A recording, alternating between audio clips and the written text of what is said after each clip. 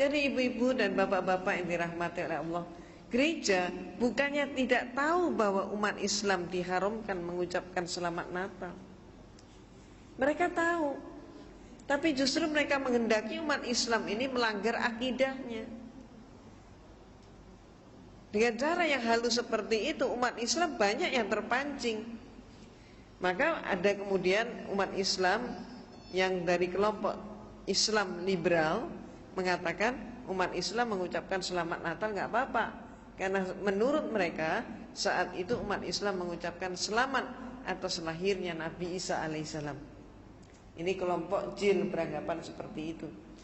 Di sisi yang lain ada kelompok juga di sisi yang lain mengucapkan selamat Natal berarti mengucapkan selamat atas lahirnya Tuhan Yesus. Ini sudah jelas merupakan suatu pelanggaran akidah. Yang kedua, kalau sampai kemudian dikatakan bahwa tidak mengucapkan selamat atas lahirnya Yesus dengan kapasitas Tuhan, tapi dikatakan mengucapkan selamat atas lahirnya Nabi Isa, inilah merupakan suatu jebakan mereka. Di mana gereja pun sekarang ini sudah mulai menggunakan istilah-istilah bukan lagi Natal, tapi dengan istilah Maulid Nabi Isa alaihissalam. Ini jebakan mereka. Maka apakah benar bahwa Nabi Isa itu lahirnya 25 Desember? Ini yang saya kupas dalam buku saya. Kita umat Islam mengetahui bahwa Rasulullah SAW lahirnya persis 12 Rabiul Awal. Maka kalau dikatakan 25 Desember kelahirannya Nabi Isa, apa betul seperti itu? Tahun kemarin di televisi kita, di salah satu stasiun televisi, sudah ada pendeta yang menerima pertanyaan, karena saat itu dialog interaktif, menerima pertanyaan, apa benar Yesus dilahirkan 25 Desember? Ternyata pendeta yang satu itu menjawab tidak. Nah, apakah kemudian pada tahun ini nanti mereka juga akan berani untuk menyampaikan bahwa sebetulnya yang terjadi tidak seperti itu, bahwa Natal ini bukan kelahiran Nabi Isa? Ibu-ibu dan bapak-bapak yang dirahmati oleh Allah, kita telaah dulu siapa yang sebenarnya lahir 25 Desember. Menurut buku yang saya tulis ini, jelas-jelas sekali dipaparkan bahwa yang diperingati tanggal 25 Desember itu adalah kelahirannya Dewa Matahari. Nah, mengapa Dewa Matahari kemudian dipakai sebagai peringatannya kelahirannya Nabi Isa yang oleh mereka disebut Yesus? Peristiwanya ketika rakyat Romawi masih beragama politisme paganisme. Hal ini berlangsung sampai abad keempat, di mana suatu bukti sejarah Kaisar Konstantin yang memimpin konsili Nizea yang diadakan di kota Nizea, maka disebut konsili Nizea. Konsili adalah konferensi atau bahasa lain muktamar. Ini bahasa Latin Romawi. Konsili Nizea yang diadakan pada tahun 325 Masehi melantik Yesus menjadi Tuhan. Jadi Konstantin melantik Yesus menjadi Tuhan, yang saat itu sebelumnya Yesus tidak pernah dinyatakan sebagai Tuhan. Dan sampai hari ini pun kalau ibu dan bapak mencermati seluruh Bible, tidak ada satu kalimat pun yang menyatakan Yesus sebagai Tuhan. Dia tidak pernah menyatakan sembahlah aku Tuhanmu. Hal itu tidak pernah terjadi. Kenapa? Karena fakta memang mengungkap, sejarah mengungkap Yesus dipertuhankan untuk pertama kalinya tahun 325 Masehi, dan yang melantik adalah Kaisar Konstantin. Nah, Kaisar Konstantin melantik Yesus menjadi Tuhan, memimpin konsili. Saat itu agamanya Konstantin belum Katolik. Jadi saat itu gereja masih ada satu saja, yaitu gereja Katolik. Belum pecah. Nanti pada abad pertengahan baru pecah, Katolik pecah menjadi Katolik dan Protestan. Jadi saat itu gereja yang ada hanya Katolik. Konstantin belum Katolik, dia masih politisme paganisme. Ketika terjadi kemelut pada Imperium Romawi, di mana Imperium Romawi hampir mengalami kepunahan, maka mereka pun mencari penyebabnya, para pembesar mencari penyebabnya. Apa penyebabnya? Maka saat itu kekaisaran menengarai penyebabnya adalah berbagai macam sembahan-sembahan yang mereka punyai tidak mampu mempersatukan bangsa Romawi. Jadi artinya agama mereka yang ada dianggap tidak kondusif. Maka kemudian Kaisar Romawi menerima masukan, karena dia pun sendiri telah melantik Yesus sebagai Tuhan. Dia menganggap keterangan-keterangan dari Paulus dan anak buah Paulus mengatakan ini ada sebuah agama yang mampu mempersatukan rakyat. Maka kemudian dari situlah Konstantin tertarik dengan Katolik untuk menyederhanakan Tuhan-Tuhan mereka yang berpuluh-puluh itu tadi. Termasuk misalnya yang Bapak Ibu kenal dan yang tidak asing dalam kehidupan orang-orang Romawi maupun di dalam pergaulan sehari-hari, kita kenal nama adalah Dewa Zeus yang dianggap sebagai Dewa Bapak. Bapak Ibu juga kenal istilah Dewi Jupiter, Aurora, Venus, maupun juga yang lain. Termasuk Bapak Ibu juga kenal dari film televisi atau film-film lain, Hercules termasuk itu, termasuk Xena termasuk itu. Semua itu adalah dewa dan dewi yang mereka sembah. Tidak mustahil tiap rumah mempunyai sembahan yang beda-beda. Walaupun di antara sembahan yang demikian banyak itu ada persamaannya. Di antaranya yang mereka sembah adalah Dewa Zeus. Ini yang paling populer. Selain itu juga ada dewa lagi yang sangat populer, yaitu Dewa Mitra, yang juga disebut Mitras atau disebut Dewa Ra. Ini sama, yaitu apa? Yaitu Dewa Matahari. Mereka beranggapan bahwa matahari ini adalah sesuatu yang sangat penting, dan mereka ketakutan kalau sampai matahari tidak terbit.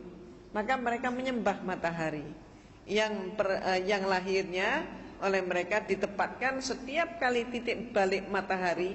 Jadi matahari mencapai titik balik selatan, berakhirnya musim dingin, masuk ke musim semi. Saat itulah mereka memperingati lahirnya Dewa Matahari, yang persis pada saat itu jatuhnya ditempatkan tanggal 25 Desember. Orang-orang Romawi terbiasa setiap tahun satu kali mereka pesta pora untuk menyambut lahirnya Dewa Matahari. Jadi kalau orang-orang di Cina, penanggalan Cina, tiap tahun baru itu ditempatkan dengan jatuhnya musim semi, mereka menari dan sebagainya. Tapi orang Romawi yang paling mereka peringati adalah Dewa Matahari. Karena menurut orang-orang Romawi, dewa yang satu inilah yang paling penting di dalam kehidupan. Nah, cara mereka pesta adalah laki, perempuan, tua, muda, besar, kecil keluar dari mereka rumah. Nari, nyanyi, bahkan sampai mabuk, sampai terjatuh, tertidur di jalan-jalan. Semalam suntuk mereka pesta. Ketika kemudian Konstantin melihat kepentingan negaranya, maka kemudian dia masuk dalam agama Katolik. Karena Konstantin masuk menjadi pengikut Katolik, maka dia menginginkan dengan demikian seluruh rakyatnya pun menjadi Katolik. Katolik sebagai agama negara. Tapi rakyatnya nampaknya tidak mau pindah agama. Disebabkan apa? Kalau mereka pindah agama, maka berarti mereka khawatir pesta 25 Desember ini hilang. Konstantin menangkap kegelisahan seperti ini. Maka cepatlah kemudian dia menyatakan, rakyatku, dia umumkan, pesta 25 Desember tidak akan hilang, justru akan dilestarikan. Karena Yesus lahirnya pada tanggal 25 Desember. Karena Yesus lahirnya 25 Desember menurut Konstantin, maka rakyatnya berpikir lebih jauh lagi. Oh, kalau begitu Yesus adalah anaknya Dewa Matahari. Ini oleh mereka diiyakan juga. Ya, betul katanya. Maka berbondong-bondonglah seluruh rakyat Romawi masuk ke agama Katolik. Ini sejarahnya. Maka sejak saat itu pula, maka seluruh patung-patung dewa matahari diubah namanya menjadi patung Yesus. Demikian pula kalau bapak-bapak ibu-ibu cermati itu di apa namanya, di patung-patung itu kan seringkali ada bulatan di belakang kepala. Itu simbol apa itu sebenarnya? Simbol dewa matahari. Simbolnya matahari. Di salib itu, di belakang kepala salib itu kan juga ada bulatan atau kadang ada sinar, kan begitu. Sinar atau bulatan apa? Matahari. Nah, sejak saat itulah dipakai. Nah, kemudian ibu dan bapak yang dirahmati oleh Allah, pada saat bulan-bulan ini pun, hari-hari ini pun, bapak dan ibu sudah mulai melihat di berbagai mall, di toko-toko, di gedung-gedung, mereka pakai pohon cemara. Kemudian hiasannya bagus sekali. Betul kan? Menarik sekali. Ada kemudian pakai pohon cemara penuh dengan salju. Terus kemudian ada kandang domba. Ada palungannya, di situ Yesus lahir. Ada lagi yang dengan memperagakan goa, Yesus lahir di dalam goa. Jadi sebetulnya yang mana yang benar? Yesus lahir di bawahnya pohon cemara, atau lahirnya di kandang domba, atau lahirnya di dalam goa? Yang benar yang mana? Belum lagi nanti ada hiasan Sinterklas, pakai kijang kencana itu kan. Jadi yang mana ini yang benar? Nah, ternyata ibu-ibu dan bapak-bapak yang dirahmati oleh Allah, di dalam Bible, di dalam kitab suci mereka, di situ ada 4 buah Injil di dalamnya, yaitu karangan Matius, Markus, Lukas, Yohanes. Yang memuat peristiwa tentang lahirnya Yesus hanya ada 2 Injil, yaitu Matius dan Lukas. Di dalam buku saya pun saya kutip dengan persis seksama apa kata Matius dan apa kata Lukas. Maka menurut informasi mereka, Matius dan Lukas yang sama-sama menyatakan mendapatkan firman Tuhan, sama-sama menyampaikan firman Tuhan, tapi banyak yang kontradiksi.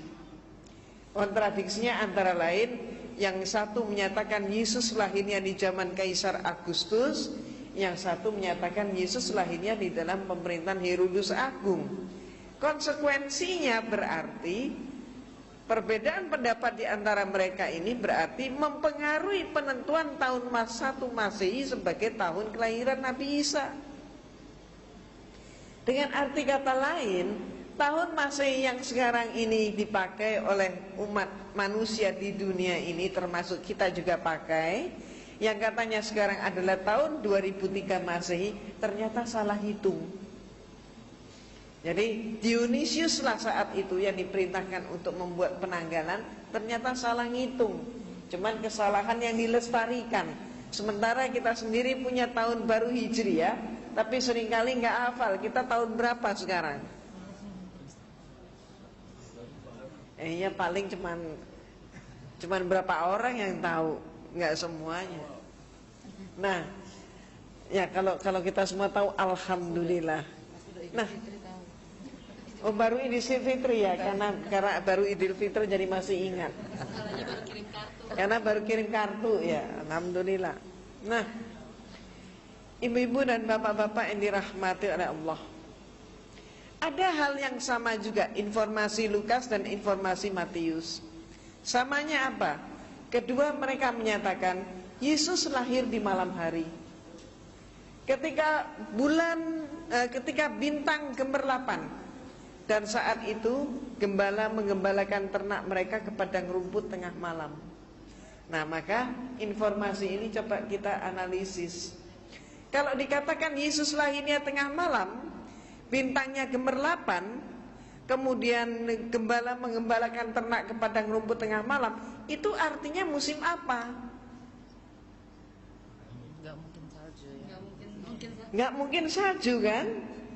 Maka kalau tidak ada salju, kenyataannya mengapa semua hiasan yang ada memakai salju? Betul kan? Jadi kalau bintangnya gemerlapan, nggak mungkin salju turun.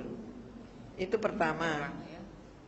Nah, yang kedua, Dikatakan gembala mengembalakan ternak mereka ke padang rumput tengah malam katanya.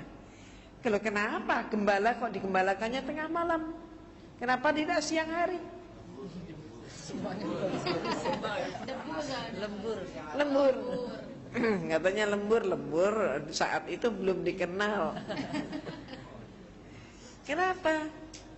Ya kalau mereka menggembalakannya di pagi hari, siang hari, mereka tidak tahan. Dengan apa? Sengatan matahari di musim panas. Maka mereka menggembalakannya justru di malam hari saat musim panas. Tapi kalau musim dingin menggembalakan di malam hari, beku mereka. Jadi berarti itu saat musim panas. Perhitungan peredaran bulan, waktu, dan musim tidak mungkin saat itu terjadinya di dalam bulan Desember. Nah, sehingga pertanyaannya, siapa sebenarnya yang mereka peringati? Dan nantinya ketemu yang mereka peringati sesungguhnya adalah dewa matahari. Itu sebabnya maka kitab Yahudi mengatakan Yesus lahirnya di dalam bulan Elul. Nah, bulan Elul itu kapan? Bulan Elul itu antara Juli September, bukan Desember. Kalau kitab suci Al-Quran, maka kita simak bersama firman Allah di dalam surat Maryam. Dikatakan dalam surat Maryam bahwa Nabi Isa alaihissalam dilahirkan oleh ibunya di bawah pohon korma. Ketika pohon korma berbuah dengan lebat, maka pangkal korma digoyang, buah korma pun berguguran. Ini musim apa? Musim korma berarti musim panas. Jadi alhamdulillah ibu dan bapak, bulan Agustus yang lalu saya mendapatkan anugerah dari Allah, saya bisa berumroh. Nah, maka ketika mengadakan perjalanan ke Sharjah, maka di sana saya masuk sebuah museum. Di halaman museum itu ada pohon korma yang berbuah lebat. Dan saat itu di Saudi memang banyak sekali pohon korma yang buah kormanya pun berguguran di sekitar pohon itu. Sedang musim buah korma, pas panasnya pun sedang luar biasa. Pas panas-panasnya, antara saya di sana saat itu antara 40-50 derajat. Panas sekali. Dan kami semua yang mengunjungi museum itu dipersilahkan oleh penjaga untuk memetik buah korma dari pohonnya sendiri. Bagi orang Indonesia ini suatu yang sangat langka. Maka kemudian ketika saya petik satu buah korma, apa yang terjadi? Satu saya tarik, yang lain pun berguguran.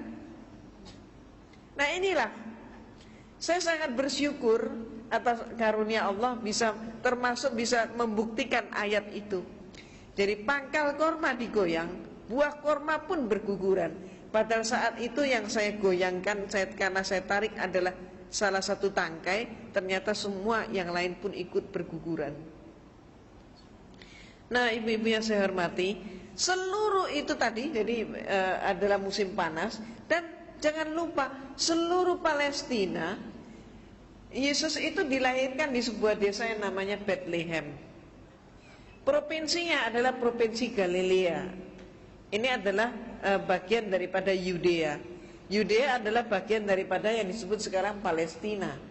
Seluruh Palestina nggak ada pohon cemara bisa hidup. Dari dulu sampai hari ini nggak ada satupun pohon cemara. Yang ada seluruh Palestina itu pohon korma.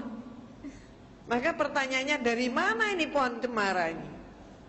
Ternyata peristiwanya ketika Imperium Romawi sudah kuat kembali, mereka ingin meluaskan imperiumnya, ingin menjajah ke Jerman. Maka saat itu yang dikirim oleh Romawi ke Jerman bukan dikirim serdadu. Ini termasuk yang harus kita amati. Jadi suatu invasi terhadap suatu negara tidak selamanya lewat tentara.